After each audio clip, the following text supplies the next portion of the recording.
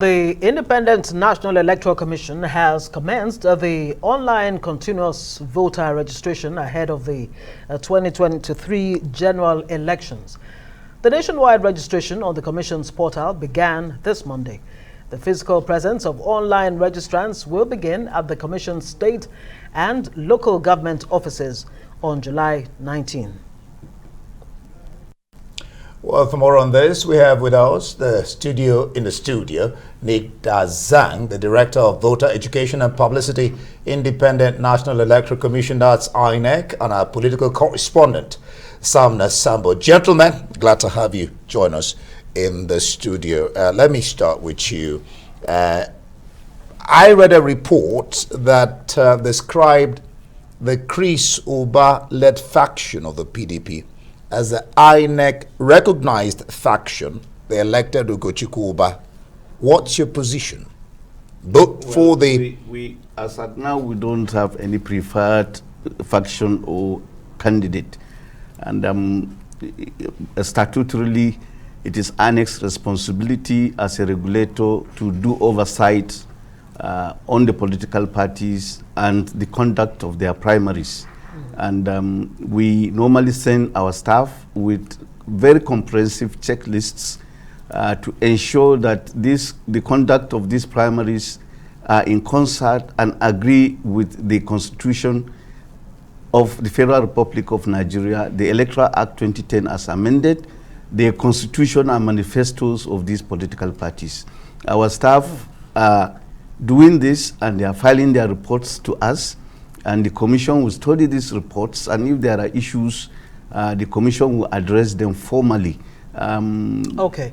Are you saying that which of the factions, that's what we're trying to find out, exactly did INEC attend? Or are you saying you attended both factions that produced, of course, Valentine Osibo and then Ugochukwu Uba? Well, like I said, we are always on ground to do oversight on these primaries. Okay. And as soon as the reports are in and we study them, we will issue a statement. Let me make it better. Let me make it better. Yes.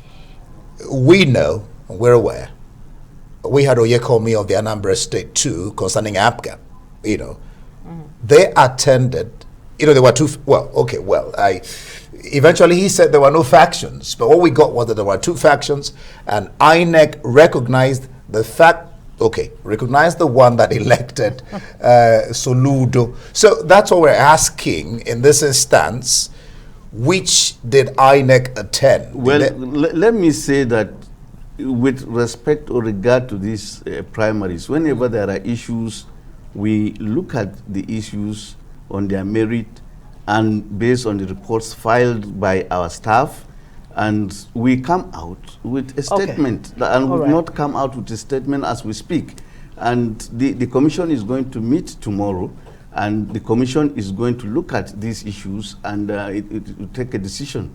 Okay, so what you're saying then is you don't have an assessment yet of the conduct of the primaries. We haven't come to... Whether in the case of Apc'S, that of course was before... These are still pending, and like I said, the Commission is looking into them. When are we likely to get your assessment of the after the Commission's meeting tomorrow, we should have a position. And normally what we do is that at the end of each Commission's meeting, if there are issues we need to address, we address them in a press statement that is signed by the National Commissioner in charge of voter education and publicity. You able to give us an ideal situation, or in the event that it goes one way or the other, if the aggrieved parties do go to court, taking other options, that there are before them, whether it's the APC or the PDP, what exactly is INEC's position at the end of the day? Do you go with if they go to court, then we have to await the judgment of the court.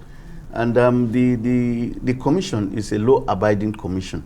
The commission is a creation of the law itself, and so it must pay respect and obeisance to the law. Okay. So if someone goes to court, we have to await the judgment of the court, and the courts themselves are conscious of the fact that they have to enter judgment in time for the conduct of the election. All right. And we all know from the timetable and schedule of activities for the conduct of Anambra governorship election that it will hold on Saturday, 6 November 2021.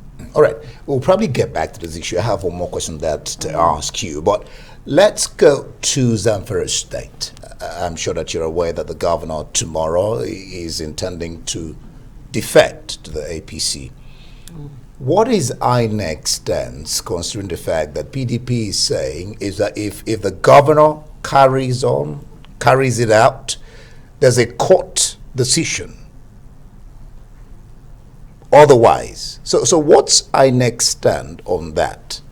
Well, if there's a court decision, then we have to abide by the judgment of the court. No, you know, No, it hasn't even gotten to that. The thing is to do in the circumstance is to interrogate what the law says about such a defection. Is it in agreement with the laws? Is it in agreement with the constitution of the party on which platform he contested? These are the issues to interrogate. Well, maybe we should help you a bit. The APC was adjudged to be absent totally in that election that brought Matawale in as governor of Zamfara State. Now that he plans to defect, having been on the platform of the PDP, he rode on the back of the PDP to become governor of the state. And the PDP is crying foul and saying, if you defect to the APC, you would have to maybe give up your position as yes, governor. What we always advise. What exactly we always advise if someone is aggrieved, he should find recourse to the courts. Let the courts in spite of the Supreme Court judgment that gave the governorship election. Yes, to but Matawale. as we have seen, the PDP is threatening to go to court, and if it does that for us, that would be the way to go, because there is no need to resort into violence in this case. The right thing to do is to go to court and seek an interpretation as to whether the governor has comported himself according to the law or not. All right, let me ask you this. Let's look at, I'm taking you back now to the primaries. We'll probably get back to Matawale. Let's look at this in the wider perspective of what these occurrences or happenings in both parties could mean for politics at the general elections. How would it affect INEC? What does it portend for politics at that level? Well, I think they don't portend well. They are not good omens, if you allow me to say. But I think it speaks to the fact that our politics is not ideology based. And so it is very convenient for people to defect from one platform to the other. But if we had politics that was ideology based, it's driven by certain ideas that people believe in, then they will stick to them come rain, come shine. So I think what we are witnessing is politics in its primeval or primitive stage, so to speak. But by and by, as the politics refines itself and other stakeholders hold politicians to account. But is that not an indictment on INEC not carrying out its voter, enlightenment mandate in a way that will enlighten both the electorate You can take the horse to the river, but you cannot force it to drink. All right. There are limits to which we appreciate that the political parties and the politicians are the preeminent stakeholder of the commission, and we try as much as possible to engage with them. Okay. And our own position is that we prefer to use reason. All right, we'll bring you back when we return from this. We'll keep you on pause. We'll just, you're still watching News Now. We'll be back in a bit, and the conversation continues with Nick Dazang and, of course, Samna Sambo, our political editor. Don't go away.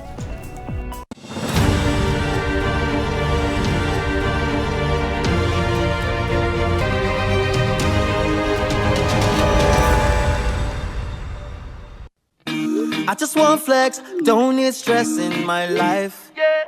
Avoid the yawa, I no want queue for the bank. Sharp, sharp, I don't open an account. Digital bank, we get the power, now vote. I pay my bills easily, I'm running things like a boss. Collect a loan with no collateral.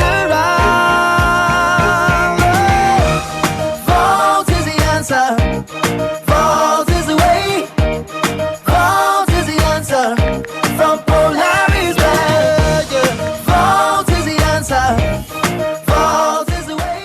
control. Download Volt by Polaris Bank. That's VULTE. Visit the Google Play Store or Apple Store now. Volt is available to Polaris and non-Polaris Bank customers. Volt by Polaris Bank.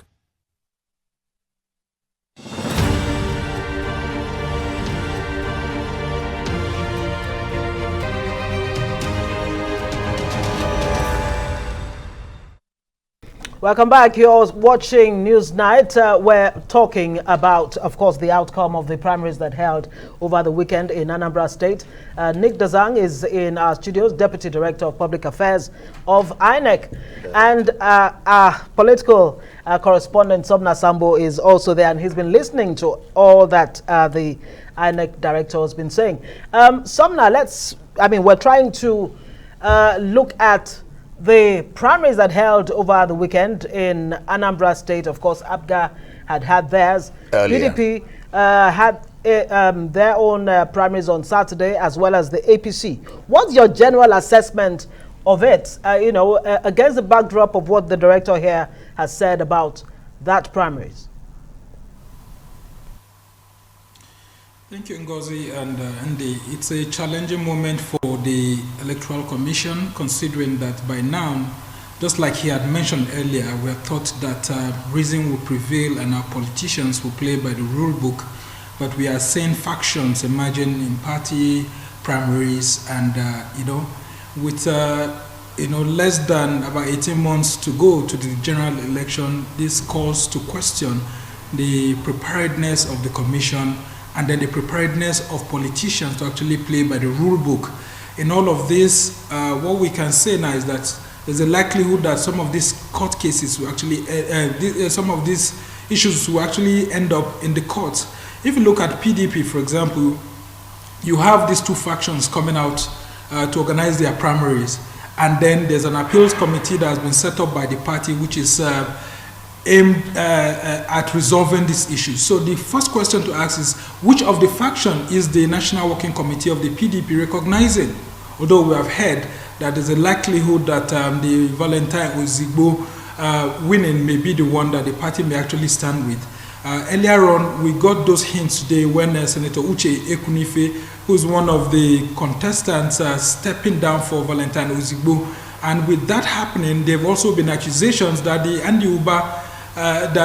Uba brothers in Anambra State have actually been at the stage causing some of this confusion in these political parties. There have been that accusation that in the APC, you could see Andy Uba emerging, and then there was a challenge there. In the PDP, you had Chris Uba, who did not contest, but he had an influence in terms of court judgments that were secured against the party, and then the other brother, Senator Ogochukwu Uba, actually emerged in a faction. So there's an appeal from leaders of the politics in Anambra State to the Uba family to actually allow reason to prevail so that the state will be in peace. Then talking about the role of security agencies is one very important thing, and then the role of political leaders to be able to galvanize support for procedures. If you look at the APC primaries, 10 out of 14 aspirants are saying that they need primaries to be postponed. And then the party leader in the state, Senator Dr. Chris Ngige, yes, who's also a former senator, actually saying that... Before we begin, I'll let you go. Do you see all this ending up in court? Yes, definitely.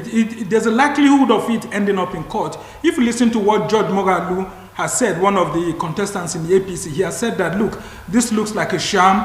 The primaries did not hold in APC. And if 10 out of 14 aspirants are saying that the primaries did not hold in APC, and meanwhile, the person who organized it, Governor Dapo Abiodun, is saying that the primaries held, then of course, there's a chance that it will end up in the court. And if you are having a faction in the PDP, two factions actually claiming to have won, then of course, it looks like it's the court that may eventually decide. But this is the time where PDP leaders will also have to come to play. And with the appeal panel being set up by the PDP, with the national chairman, which is a novelty, the national chairman, which is Secondos, being the chairman of that appeals committee, and then the secretary of the party, Senator Sauri being the secretary of All the right, Appeals Committee. let's bring it very looks quickly like to PDP Nick wants to ensure Dazang that here in the this doesn't studio. end Not up enough time. Let's talk about the CVR. That has started today.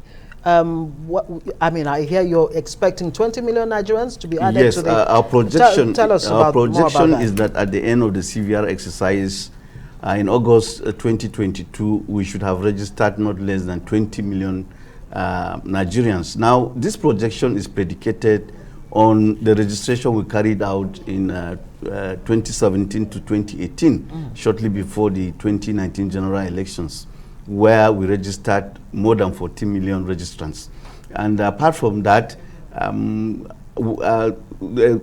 the hiatus, that is between the time we suspended the CVR and now, there has been a large clamor for the registration to recommence, particularly from our youths. In fact, this clamor, this pressure for the recommencement of the CVR began at the end of the NSAS protests, where, you know, the youth inundated our social media platforms canvassing for a recommencement of the CVR. And we also intended to do that at that time, but for the intervention of the COVID-19 pandemic, and we now had to, you know, hold on. Will this CVR accommodate diaspora voters in any way or form? Because they too are clamoring. No, our law does not yeah. allow diaspora voting for now. The law says you must register close to your residence, and you must register in Nigeria, not, you know, outside the country. But as soon as the law is amended to accommodate Nigerians in diaspora, we will do that. Right. We recognize Thank that. you so much, Nick Dazang. That's all we can take. We didn't get to ask you whether you made provisions for the physically challenged, that those who can get to internet. And all right, those who but don't that's even have all we access. can take. Yes. Thank you so much, All right. Nick Thank Dazang. you. All right. Thank you very much.